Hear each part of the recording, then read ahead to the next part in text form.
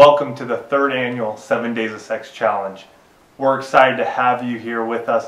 I'm Tony DiLorenzo. And I'm Elisa DiLorenzo. And today is Get Set.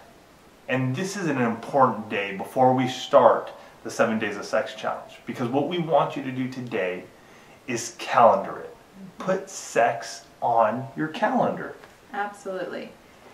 Before each 7 Days of Sex, we get out our calendar, whether you've got a paper copy or you've got it on your phones. You got your phone there.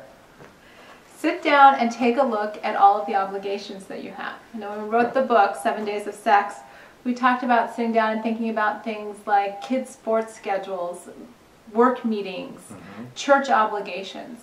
Some of those things this week you're going to want to skip. You're going to say, you know what, this week is just for us. We're going to scratch those things.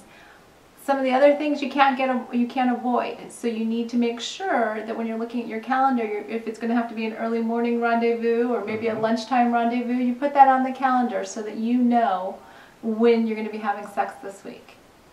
Now, a lot of you may be thinking, well, what about the spontaneity? That will still happen during this week. What we want you to be is cognitive of when and where you're going to be having sex. Because many folks who have taken this challenge in years past, they fall off because they don't know when. You can still be spontaneous during that time that you choose, which is great, which is what we want you to do, but we want you to have an idea, knowing when you're going to do it. So, for instance, Monday, you may just block off the morning. Now, for some of you, that might mean from 9 to 12. Some of you, it might mean at 9 o'clock because that's when you can get it in.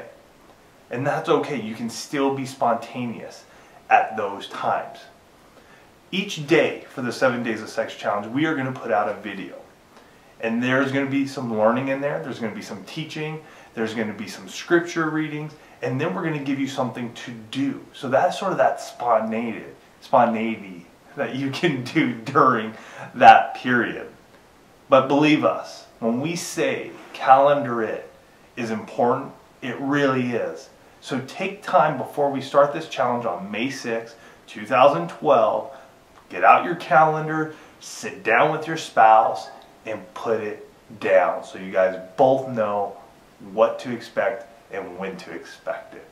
It's a great way to set yourself up for success this week. There are so many things that crop up, so many different demands on our time. But what you're saying to your spouse and what you're saying to the world this week is that your intimacy, your marriage is the #1 priority. And the way that you do that is to have it on your calendar. That's it, folks. We will see you on day 1.